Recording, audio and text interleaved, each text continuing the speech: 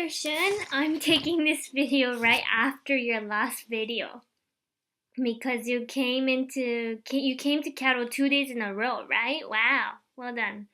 Okay, I'm quite impressed that your summary always flows nicely, although you still copy many sentences from the book. Okay, this time I saw more sentences in your own words, so I hope you keep that up.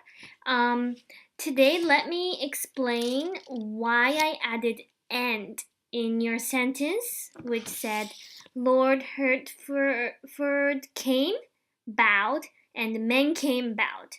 In these two sentences, I added the word and between came and bowed, okay? So the reason why I added and is because in these two sentences, you only had two verbs. Came is the first verb, action, verb. And the second verb was bowed. So you had two verbs. When you have two verbs, you always add an and in between the two verbs. Okay? This is a rule that you have to remember. But if you have more than two verbs, you don't need to use and for all the verbs until the very last two verbs, okay? So here is an example. The teacher came to Cattle. Came is the first verb. Taught for 3 hours, second verb.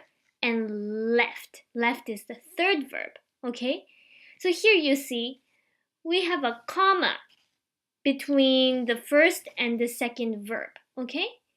But between the last two verbs, left and taught, we added an and, okay?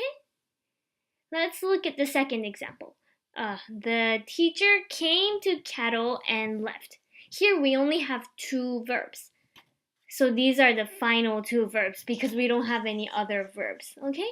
That's why you need to have and between these two verbs. You always have an and between the last two verbs. And if you only have two verbs in the sentence, you need an and. If you have more than two verbs, only the last two verbs need and in between. Okay? I hope you understood that. See you next time.